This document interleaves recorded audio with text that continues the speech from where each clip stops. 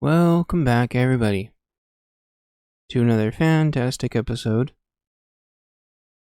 of I'm Gonna Talk, and you're gonna listen, and everything's gonna be just fine. So, this is episode 4 of the Bunker Codes pod, whatever we're calling this thing. Bunker Codes podcast? I don't know. Does anyone even listen to this? I think like 2 people do. So, if you're one of the 2 people listening to this, then congratulations. You're listening to me talk. So, episode 4. Wait, 3? Why am I already forgetting what episode this is? No, that's right. Episode 1 was like the intro.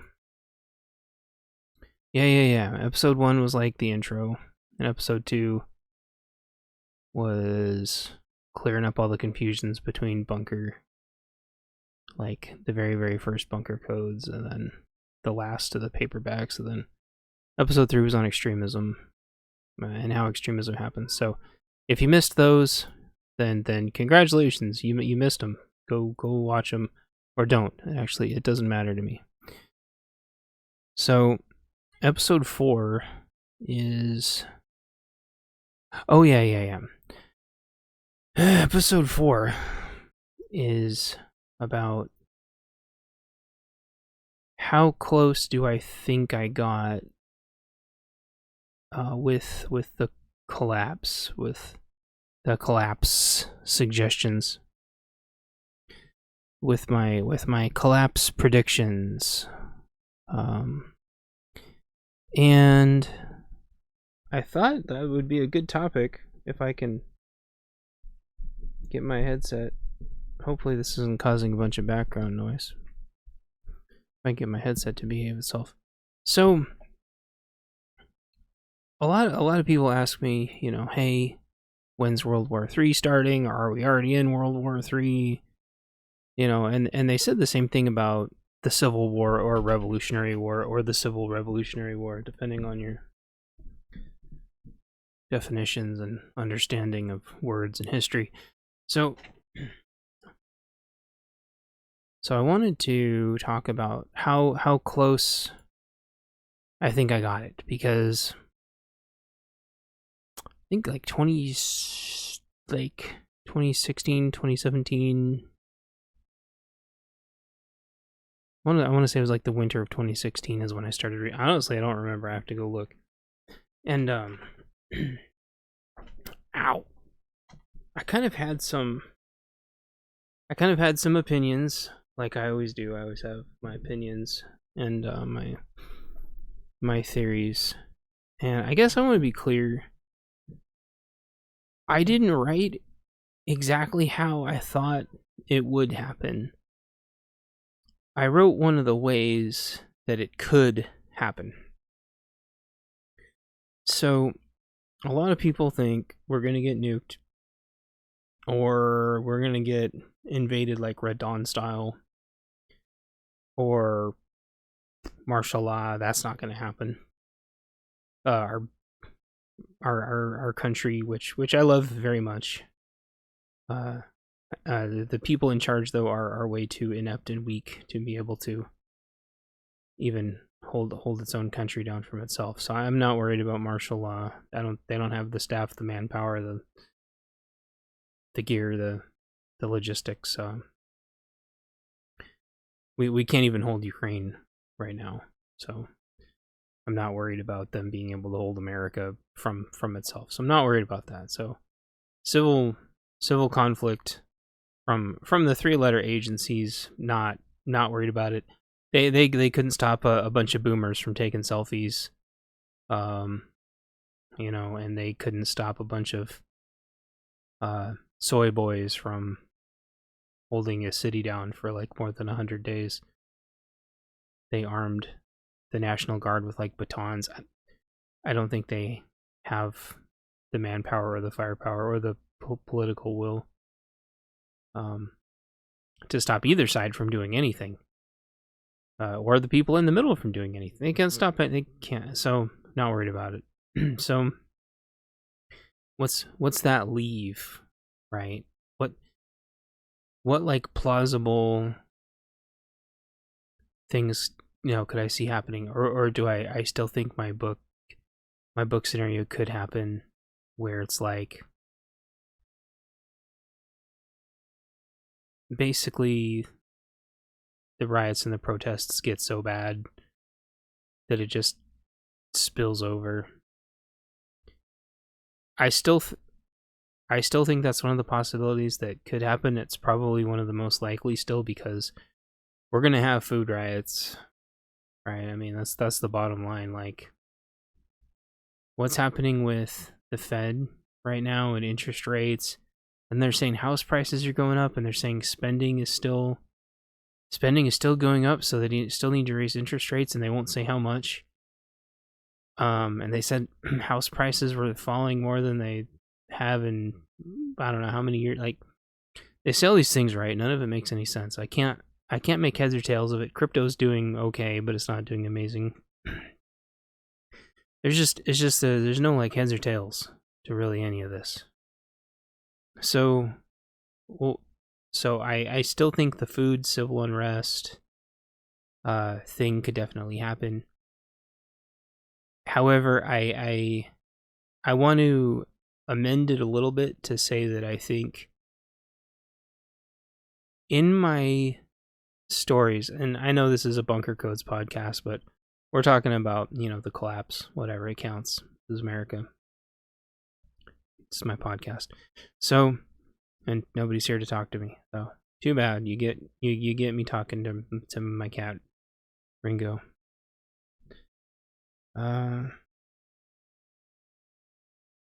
So, even though I gotta clear my throat again. So, excuse me. So, even though by, I want to say, book 16, I introduce like a lot of the concepts of like sort of what happens with the homeless population. I don't really focus on it. I do a couple of like homeless stories, maybe like in book 18 or something like that. I think that I thought, well, and if Mr. 45 hadn't taken over, I think most of what I said would have happened. But I think since we got Mr. Ice Cream Cone and his cackling bunny running around after him, I think it changed the paradigm a little bit. And so we're going to see way more homelessness. And then I still think exactly the same thing's going to happen. There's going to be food riots, civil unrest, tons and tons of Chaz zones. Chazes or chops, whatever you want to call them, DMZs. I still think Eastern Washington and Eastern Oregon are going to split away. I called that like way early on in my books. California, I still think, is going to break away. Although I don't think California is going to break away like how I previously thought. What if I had to amend that slightly, I would say I think that California, the southern third is still going to become a part of Mexico, like I said in my books. But I think like the rest of it is going to like join up with like Western Washington and Western Oregon to kind of become its own thing, which still happens in the books. I never imagined, I guess, the three governors completely syncing up. They always kind of seem to be just all heading exactly the same direction, but just in different speeds. But I think over the course of the last 4 years, like the three West Coast governors, the three amigos, I think they slowly got synced up. And they're all trying to pass almost identical bills at the same time, which they didn't used to do. They didn't have their like legislative sessions really synced up in terms of what bills they're trying to pass, and now they do. And also, so much of California moved north that they were able to take over just about every single district. on the West Coast in this last election. This was planned. I think I called that a long time ago too. We weren't able to hold it just because conservatives, Republicans are just so effing lazy. So lazy and inept. And with everything, it's just pathetic. And so, and then they complain later, it got stolen, it is rigged. No, you just sat on your fat asses and didn't do anything. It's typical Republican behavior to just sit around and do nothing and expect other people to fix your problems for you. Then you complain that those people went too far or whatever. It's just typical Republican BS. That's why I just can't stand most of them. Just beyond lazy. And I think that's a good segue into how I think we got here, which I've gotten a lot of flack for in the past. It's just from so many people. It was the nobility of going to work, the nobility of raising a family, and you work hard and you raise your family, and you get people into office that are going to do what you want them to do, and you can go about your life and live your life and just ignore politics. But, and I think I hinted at this last episode, so many people got just so comfortable with working, raising family, work, family, football, church, work, family, football, church, work, family, football, work, family, football. We don't get involved in politics. We don't get involved in politics. But these same idiots still vote, and all the other same idiots are still voting. And then they complain about it, for a few minutes a year. And our country has just been completely run into the ground by idiots on both sides, and they've coalesced into one big side. And they're just stupid, useless idiots. So, what we have now is they've perfectly evenly, the left has perfectly evenly divided itself to where they can easily outvote conservatives in almost every single county. And even if I'm pretty sure at this point, even if conservatives actually decided to vote, which isn't going to happen because they're too lazy, and I think they prefer to complain than actually do anything, I'm pretty sure that the left could outvote them across the board in every single county now, because they kind of perfectly evenly divided out of California, which has been their plan for at least 4 years now. So, and this is going to happen it's going to start moving inward now, which is why there's no point in moving, because the whole entire US is going to be blue probably within 4 years. So that's how we got here, and that's why we're here now. And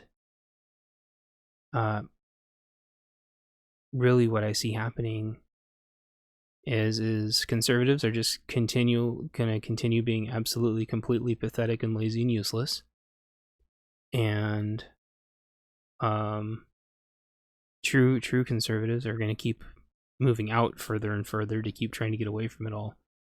Meanwhile, the left is going to keep trying to suck everybody closer and closer to the cities. Cars are going to be unaffordable. You're going to have battery cars. Battery cars need somewhere to charge, which means cities. So I think car parts are going to get harder and harder and harder to get. I think cars are going to completely become a luxury. And then I think somewhere after that, like, heat is going to become a luxury, then food's going to become a luxury, and the rural areas are going to be like no man's land or no man's sky or something. And the cities are going to be absolute, like, unmitigated dumpster fires. And then I think you're going to have meth zombies that can walk 20 30 miles a day with no food and not having to rest. And the rural areas are going to have to learn to deal with meth zombies, and they're going to have to learn how to deal with the left coming and trying to raid their grocery stores. That's been happening in a lot of places already. It happened in 2020, and it's going to happen again. The rural areas, the food is already like significantly more expensive, which is weird.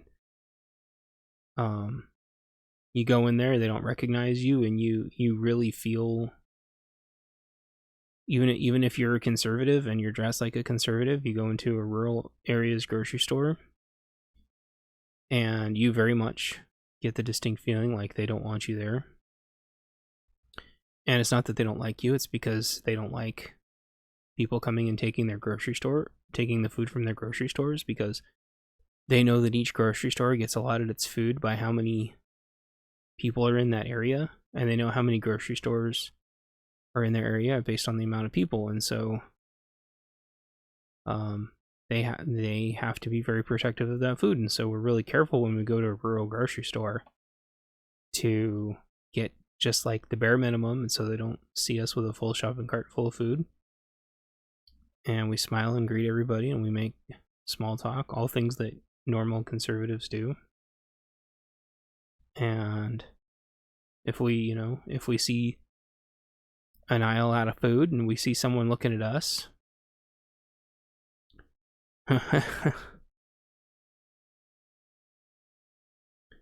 and if we're in a rural grocery store and someone sees us looking at an empty shelf, we say, "Hey, what do you think about this?"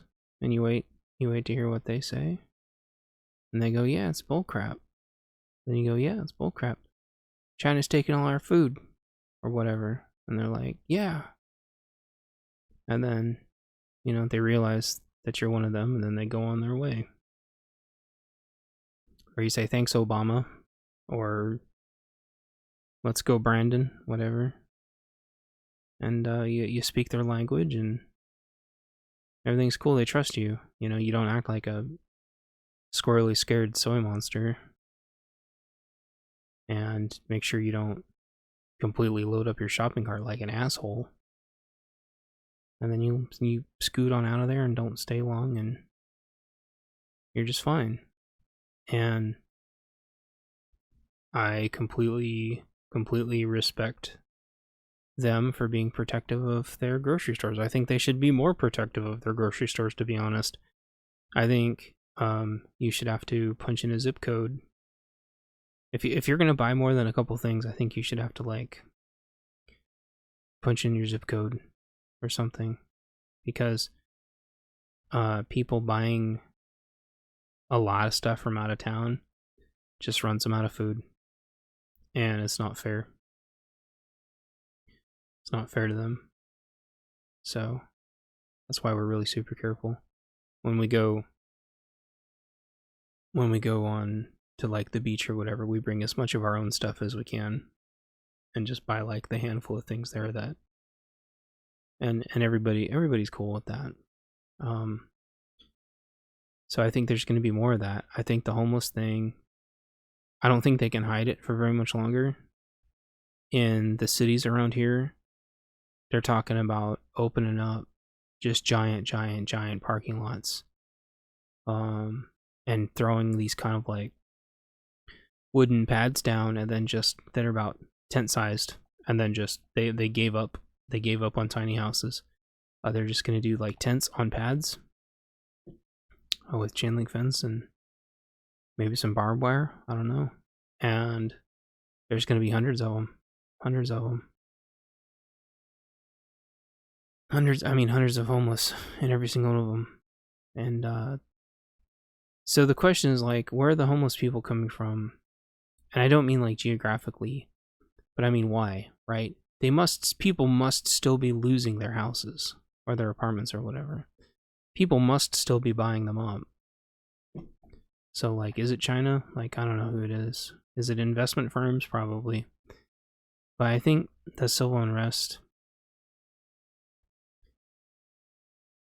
is going to be mostly in the cities, But if the rural areas aren't prepared, which the rural areas have already done pretty admirable job, but they need to get trained up more, they need to get more hardware, they need to get more radios, they need to plan better.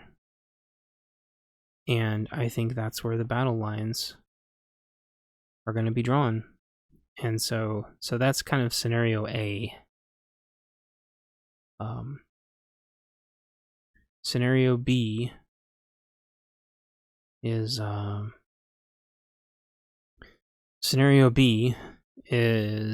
similar to scenario A, with the three amigos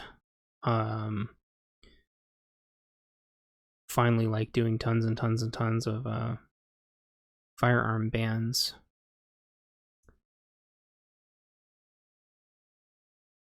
And then some kind of invasion happening, either from if I had to just, I know it's like, seems like I'm dogpiling on China, but what I've seen happen in many countries now, I apologize if I covered this in my last podcast. If I did, I didn't mean to, but there's a lot of common themes, but just bear with me. China is the best country in the world, besides maybe Iran, at quelling civil unrest. I would have said, well, I can't say any of the other countries, because all the other countries eventually were unsuccessful. The Arab Spring wiped out a lot of the leadership back some years ago, but Iran, despite many attempts from our favorite three-letter agency, Iran has managed to hang in there. And if anything, China just keeps consolidating its power and getting stronger and stronger and stronger.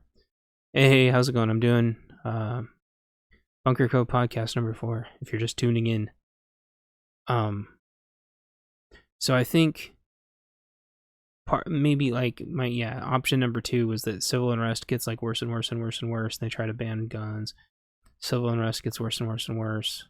And then they just keep even implementing other bad policies too.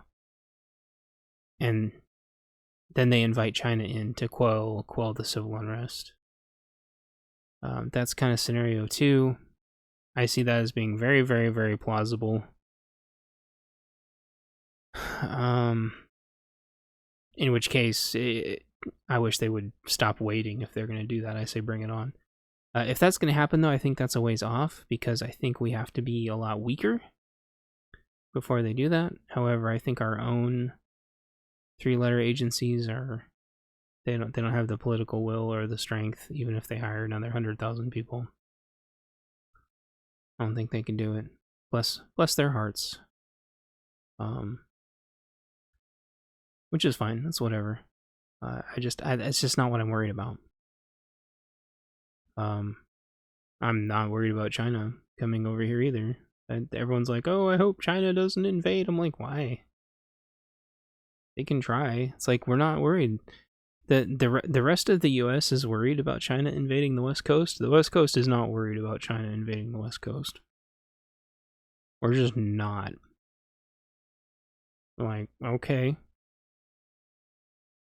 I'd be more worried about giant robots or giant lizard monsters, or,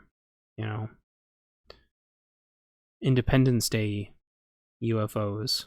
But the Chinese invading, it's like, dude, no. There's more ammo in the Pacific Northwest than there are Chinese soldiers. That's just it's hilarious. I would hope that the Chinese wouldn't even consider it. Like, no, never mind. We'll find somewhere else. We'll find an easier target. Plus, I doubt they've ever dealt with the crippling depression of 9 months of rain every year. So, not to mention what they would be like after, like, the sleep deprivation, all kinds of, and their junk falling apart constantly. So, That would be just super, super demoralizing. Can't even imagine it. If I was them, I wouldn't even dream of coming here. I would find somewhere else. So that's like scenario 2. Could happen. Scenario 3 is that we just move to a digital currency, and a lot of the local state governments have built up a massive surplus of money between not paying out unemployment, not paying out those home bailout things that they did, the ludicrous amounts of taxes that they've raised that they aren't spending on anything. And so you might ask, what are they going to do with all that money? I think that they're waiting for the housing market to crash, and then they're going to use that money to try to buy the houses before China can buy all the houses. And then if they can't do that, the backup plans to switch to a digital currency. So I still think that's going to happen. I think that's why they hired the 100,000 IRS agents, was not to audit people, although there's probably be a little bit of that, but I think it's to help with the digital dollar, which would take a lot of folks to test and implement and roll it out. Just like when we had to roll out the little plexiglass thingies for checkout stands and put all the little stickers everywhere. You know, for an extinction level pandemic, it sure took them a long time to put stickers on the floor and put plexi up. So you need a lot of 3-letter agencies to audit all the businesses for pistol braces and silencers and magazines and who knows what else.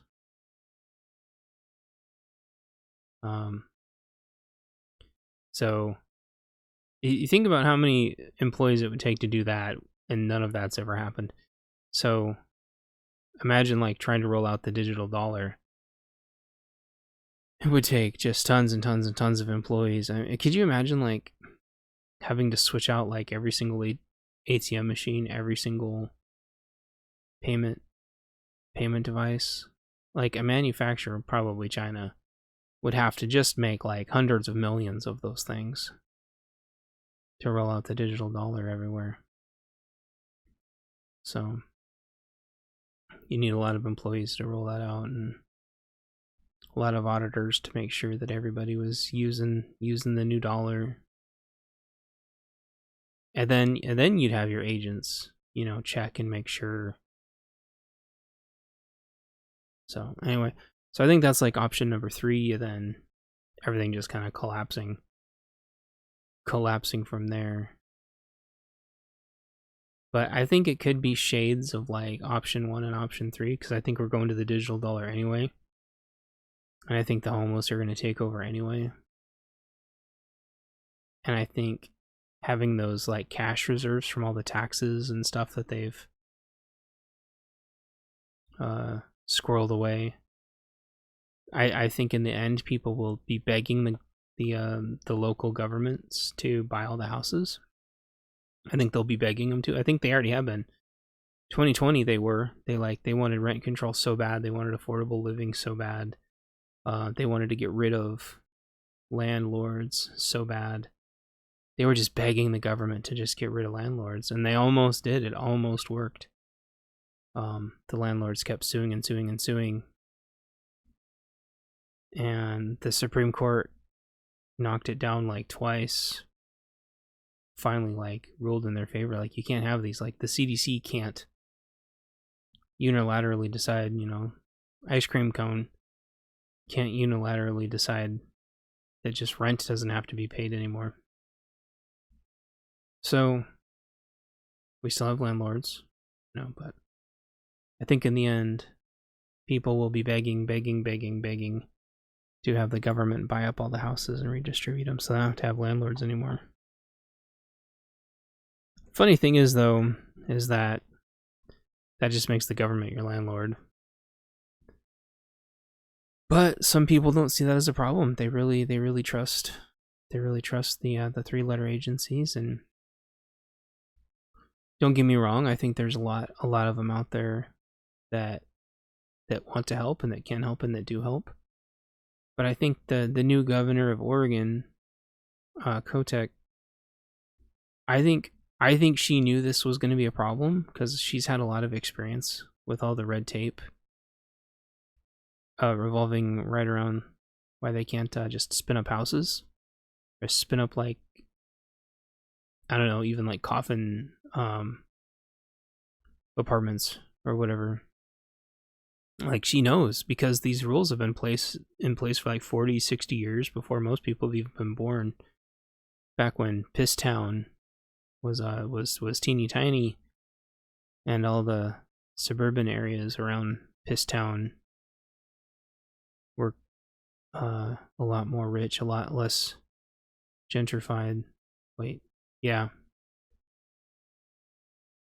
And then now, like, the gentrification has just like driven prices through the roof, and it's made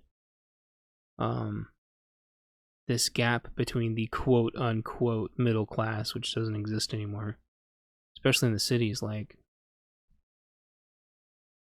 you've got to be a doctor or up right now to be able to afford a place anywhere near the city. These houses are going for like $400,000 or $500,000 that were, $150,000 just a couple of years ago. So I don't understand how they say house prices are down when you look at the inflation, interest rates, and the cash buyouts just destroyed the housing market. So, I mean, there can still be miracles, there's still some room to make some things happen. I'm not worried, I'm not concerned. But I do think there's going to be one more reset. So I think there's still time to make some moves. It's not too late. I thought we were on our last reset when 45 came in and bought us 4 more years. But Ice Cream Cone Guy flipped it around and accelerated again, which I think everybody knew he would, and resumed his war in Ukraine, and that he had started last time. And I still think we have one more reset because I don't think we're weak enough yet. So, yeah, I think this was going to be a shorter one, but I kind of wanted to cover the top 3. Oh yeah, and last but not least, I think the history books are going to show that we were in a civil, like, identity war about 2015, 2016 through 2021. I think the history books are going to show that was a second civil war for sure. And then I think in the next history books in the future, I think they're going to say that this second war part 2 in Ukraine is going to be the beginnings of World War III. I think it's going to happen. I think we're in the beginnings of it right now. However, how much of that streams onto our shores, I think, is up for debate. And I think that's a lot of people really kind of waffle back and forth over what a world war is. But I think what most people are really asking is, will there be a world war on U.S. shores? And then I think that's when they'll maybe consider that, like, World War III has really started. I think the fact that it's still not really a conventional war with, like, battleships and subs and stuff,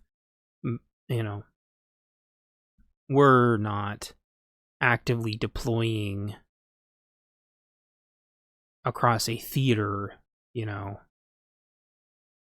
but we haven't really done that since Iraq and Afghanistan. Like, Syria was kind of like spec op stuff, like Iraq's 3rd, 4th, 5th time, however,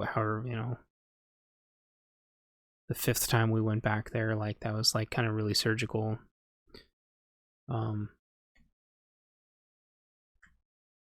So yeah, I think history will tell. I think history's going to tell, and I think that's it. I think they're going to say that this was the beginning. Some kind of like 4th gen proxy war. I think China and Russia are consolidating. And I think it's weird because I don't think we're their enemy. And I don't think they're our enemy. But unfortunately, we've got people that are playing us all like pawns.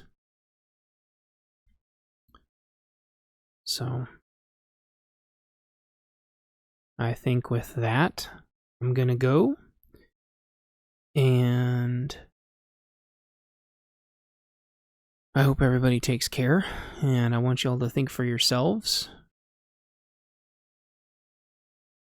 And don't go with the crowd, because sometimes the crowd walks right into traffic. So keep your heads on a swivel. Prepare. It's not too late. Be prepared to take in refugees. If you trust people, let them cash at your place in case they can't take much when they get out. I know it's really easy to say, you're not coming to my house, so shit hits the fan. But, because you're not bringing anything. Well, if you don't let people cash at your house, then there's a good chance they're not going to be able to bring much. So, maybe let people cash some stuff at your houses, if you trust them. And appreciate you all, and hang in there, and I think this is a good year. I think some miracles are going to happen. We all just got to be kind to each other and be patient and keep helping each other out. And I want to give a special shout out. I want to give a special shout out to Vision Preparedness, which is another YouTuber that I learned about earlier. And this isn't because he gave a shout out to my book, although I really do appreciate that. He said something interesting, and I love the way he worded it. Although I think he was saying he was quoting somebody else, but I can't remember who that was. It's kind of like telephone tag at this point. But he said, like, I spent all the time, basically, what he was saying, this guy said, is like, I spent all the time, like, pissing my wife off, prepping. And you can take the same for women, because there's a lot of women that prep, and their husbands are idiots. And so you can, this can go both ways. But he said, like, I spent all these years pissing my wife off, prepping so we would be taken care of, and you spent your whole life trying to make her happy and watch football, and so you didn't make any of the family sacrifices I did, and you want to come and essentially like leech off of like my family's, like my sacrifice, my like relationship and happiness sacrifices that I made. And that really like touched a vein for me, or whatever, touched something, because so many people do not prep, or they do not prep nearly as much as they should, because they're too scared of pissing their significant other off. Dude, if he or she isn't prepping, all of those same people afterwards, they go, well, you should have just been more adamant about it. And I told you so doesn't put food on the table. Being right that you should have done something doesn't mean you survive.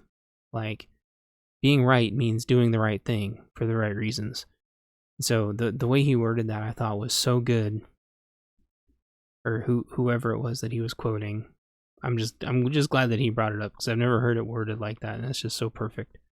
I've tried to articulate that before, but I never quite get it right. Don't put your family in debt or anything. Like, prep responsibly. But if you've got a wife or a husband, I heard somebody the other day say their spouse every time they would prep and put extra away, their spouse was like giving away their preps because they said they had extra of stuff and could give it away, and they were giving their preps away.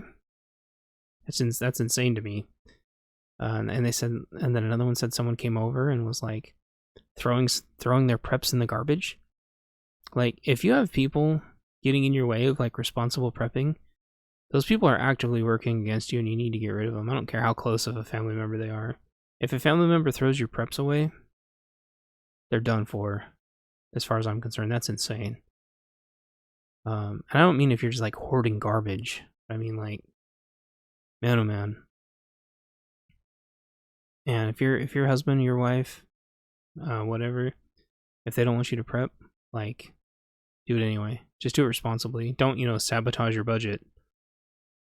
But there's ways to talk about it and approach it.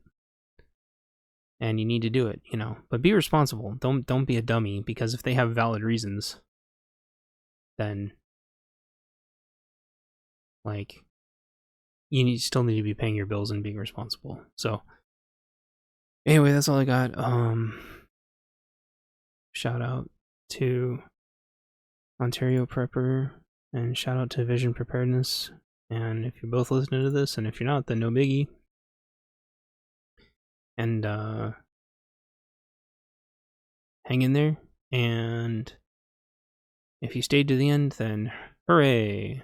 And if not, and you're one of the two people that listen to this or whatever, hooray. If you didn't listen to this, but you're complaining about my other content, you don't like my other content, but you don't listen to or support this content either, you're the reason why I just make whatever I want. So anyway, because I'm just trying to see what resonates with everybody. So anyway, I'm gonna shut this off, and I appreciate you all. Appreciate you all, and buy my books, and I'll talk to you later. Bye.